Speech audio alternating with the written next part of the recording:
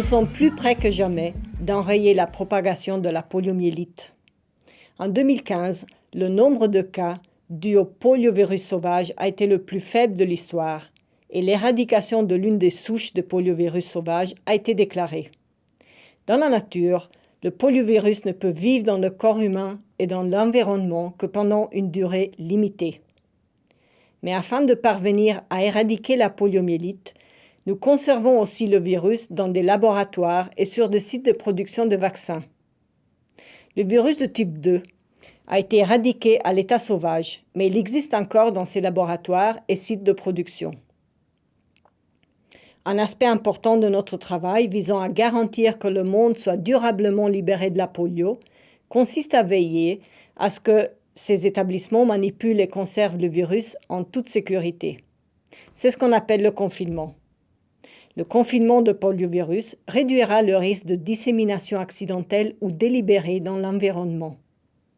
Avec l'éradication du poliovirus sauvage de type 2, il est désormais important de veiller à ce que tous les poliovirus de type 2 soient correctement confinés. Lorsque les poliovirus sauvages de type 1 et de type 3 auront également été éradiqués, ils devront eux aussi être confinés en toute sécurité.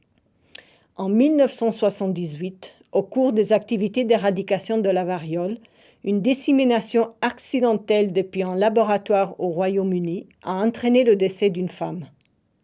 C'est pour cette raison que le virus de la variole n'est aujourd'hui stocké que dans 2 conservatoires officiels, et les stocks restants ayant été détruits ou transférés dans des laboratoires plus sûrs afin d'éviter qu'un événement similaire ne se reproduise. Nous devons faire en sorte qu'il n'y ait pas de dissémination du poliovirus par inadvertance et nous devons donc réduire le nombre d'endroits où le virus est stocké. En vue du retrait, au niveau mondial, de la composante du type 2 du vaccin antipolio oral en avril 2016, il est également important de veiller à ce que les poliovirus de type 2 dérivés des souches vaccinales soient correctement confinés. Le retrait de cette composante va diminuer la protection des enfants contre le poliovirus de type 2. Il est donc important de s'assurer qu'aucun virus ne s'échappe d'un établissement. La première étape pour confiner les poliovirus consiste à savoir où ils se trouvent.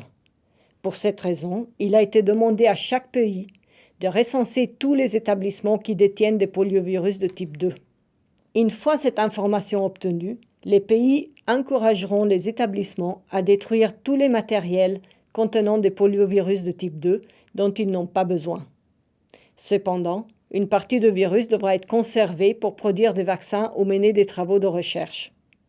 Dans un deuxième temps, les établissements qui ont besoin de conserver des virus devront prouver qu'ils appliquent des mesures de confinement strictes pour éviter toute fuite. Ces établissements seront régulièrement évalués afin de vérifier qu'ils répondent aux critères de confinement. Toutes ces mesures sont très importantes pour mettre les générations actuelles et futures à l'abri de la polio. Alors que nous nous efforçons de garantir un avenir sans polio, nous sommes collectivement tenus, à l'échelle mondiale, de veiller à ce que ce travail soit bien fait. Le confinement de tous les poliovirus est très important et ce travail s'achèvera quand tous les poliovirus auront été détruits. Merci pour votre attention.